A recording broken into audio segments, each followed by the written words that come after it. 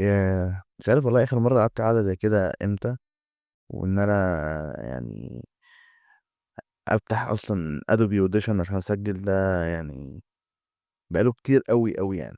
ولكن 200 يوم مش كفاية، فأنا قررت إن أنا أنزّل الفيديو دوّة واختفي تاني.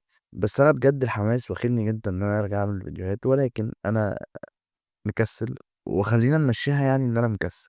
أنا لسه خارج من فيلم F1 بتاع جوزيف كوسينسكي، أو أنا بجد عندي مشكلة مع اسمه، ولكن ده الراجل اللي عمل Top Gun Maverick، وهو اللي كتب Twisters الفيلم اللي نزل من سنة. وكمان أنا الراجل ده اتفاجئت إن هو اللي عامل Oblivion، ودي بالنسبة لي كانت mind shock إن أنا عمري ما فكّرت أعرف مين اللي عمل Oblivion رغم إن أنا باحب الفيلم ده. ولكن كلامنا مش عن Oblivion النهارده، كلامنا عن F1. هو بجد فيلم بيتكلم عن الرياضة النيش أوي دي، اللي هو يعني الرياضة اللي هي يعني في أفلام كتيرة اتكلمت عنها زي فيراري والّا فورد فيرسس فيراري، أو حتى Rush أكتر فيلم يعني عرف يوصّل لي الرياضة دي، اللي هو نزل في 2013. ولكن F1 بيقدّم حاجة ما فيش ولا فيلم عن العربيات عرف يقدّمها في الأساس، وهي الcinematography. الفيلم أنا حرفيًا قاعد تحت دوّاسة براد بيت. أنا الكاميرا جايبة لي العالم ده من كل ناحية. أنا النهارده شُفت أحسن فيلم عربيات في حياتي، مش بس آآ Fast and Furious بقى والعالم بتاع Tokyo Drift والحاجات دي كلّها مش فارق لي خالص. أنا شُفت Top Gun Maverick ولكن عربيات. أنت متخيّل الشعور اللي أنا حاسّه دلوقتي؟ أنا منتشي جدًا بسبب الفيلم ده. يعني أنا مش عايز أكتر من كده، بغض النظر إن الشخصية بتاعة Top Gun Maverick نفس الأحداث، وإن الشخصية بتاعة F1 كانت بتعاني، وكانت شخصية المفروض تبقى في حتّة ولكن حصل لها مشكلة أو حادثة في حياتها أثّرت على الطريق اللي هي المفروض تكون ماشية فيه دلوقتي. ولكن الفيلم ده حلو جدًا. يعني أنا فاهم الراجل ده جاي يقول لي دي قصة، وده أبسط شكل للقصة. أنا عندي واحد عايز أخلّيه بطل، هاخلّيه بطل إزاي؟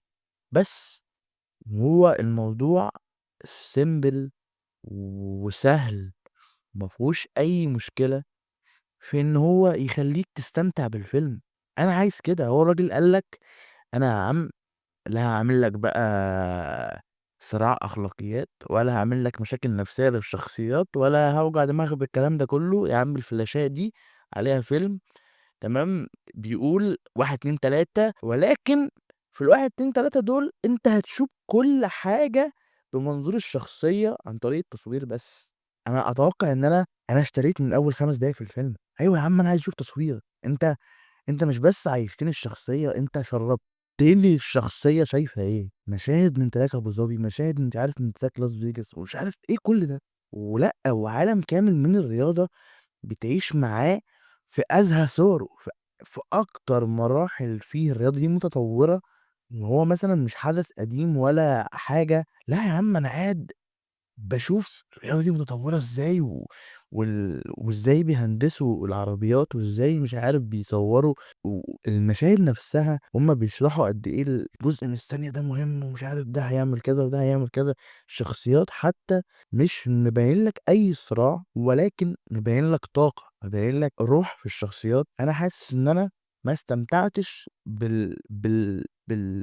بالتصوير والعربيات والشخصيات مع بعض في فيلم واحد قبل كده. دايمًا في حاجة طاغية عن يعني في حاجة واخدة كده زي حتّة زيادة. وده الفيلم هنا عمل balance بشكل مش طبيعي. أنا يا جدعان قعدت النهارده في وش براد بيت وهو سايق، أنا قعدت في نضارة براد أنا قعدت حرفيًا في الخوذة بتاعة براد بيت، أنا قعدت في كل حتّة. أنا بجد قعدت في الكرسي بتاع السينما، ولكن أنا جوّه الفيلم.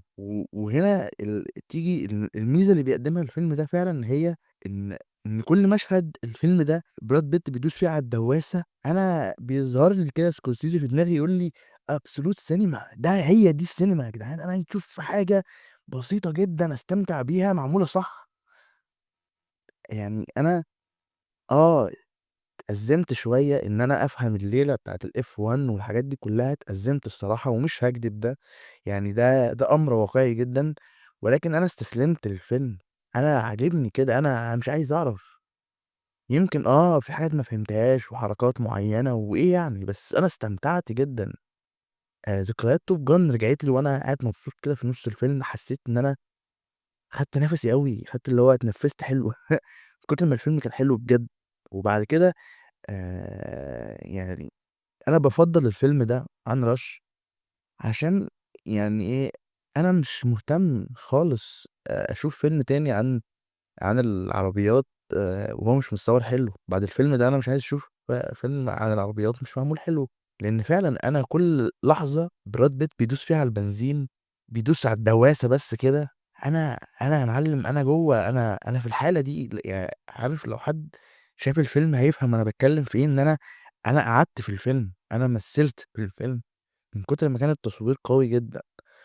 وأنا باحب تكون القصة سهلة، ما فيهاش أي تعقيدات، لو أنت هتعرف فعلًا تستخدم ال5 عناصر اللي أنت تقدر تتحكم فيهم بأحسن صورة، ده اللي أنا عايزه. وبجد بعد النهارده أنا قعدت اتأملت براد بيت آخر 30 سنة، يعني مثلًا ممكن نقول من سنة 94 ما كنتش اتولدت طبعًا، بس أنا طبعًا متابع جيد يعني للتاريخ ده، للفترة بتاعة التسعينات كمان لأنها فترة يعني فنية قوية. براد بيت يا جدعان الراجل ده مساهم كبير جدًا فنيًا، سواء بقى إنتاج أو تمثيل أو مساهمة في إن الأفلام تطلع للنور بقى له 30 سنة، يعني تقيل أوي يا جدعان الممثل ده، يعني أنا حاسس إن توم كروز قاعد دلوقتي بيبُص على براد بيت بيقول يا لو كنت أنا، حقيقي يا لو كان هو فعلًا، يعني أنا أي حد يحسد براد بيت إن هو عمل فيلم زي ده، لإن أنا قعدت مع نفسي قُلت أوكي توب جان حلو، توب جان حلو جدًا، ولكن لأ F1 هو نقلة مش طبيعية، وأنا أتوقع إن هو كمان هيترشح للأوسكارز وهو هياخد أوسكارز السنة دي، وأتمنى ده يحصل لإن أنا بجد باحب براد بيت ونفسي دايمًا أشوف براد بيت موجود، لإن هو شخصية فنية مش طبيعية يا جدعان.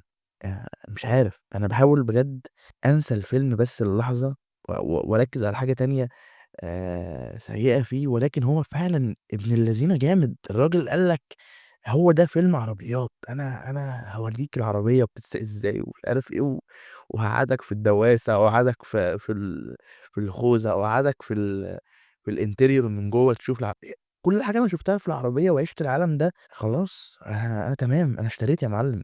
وأنا بس كانت مشكلتي مع الفيلم هي إن أنا فعلًا ما كنتش 100% فاهم أو مُدرك كل حاجة، فعشان كده حاسس إن ده ممكن يكون مؤثّر شوية على التقييم بتاعي اللي هو هيكون 4.5 من 5 والنُص ده فعلًا عشان خاطر أنا ما كنتش فاهم كل حاجة وما كنتش فاهم إمتى حاجات تانية بيعملوها زي إن هو مثلًا يفتح مش فاهم بجد كان بيفتح إيه، بس هو كان بيفتح حاجة معيّنة كده تخلّي مش فاهم، المهم إن بجد يا جماعة الفيلم ده فرصة سينمائية ما تتعوّضش، وأنا بانصح أي حد عايز فعلًا يتبسط بالسينما يروح يشوف فيلم زي ده IMAX بقى 4DX أنا دخلته 4DX وتجربة مش هتتكرر تاني الصراحة، ولكن فيلم حلو جدًا، وبس ده كانت مراجعة سريعة كده اللي هي 10 دقايق والّا حاجة، وإن شاء الله أحاول أنزّل بانتظام أو أحاول أربط نفسي بالقناة شوية، لإن أنا مشاهد ما بيحبش يسكت، ما بيحبش ما يعبّرش عن رأيه، فأنا هاقعد أنزّل فيديوهات كتير جدًا إن شاء الله الفترة الجاية، أو ما انزّلش ما أعرفش يعني، ولكن أشوفكم على خير.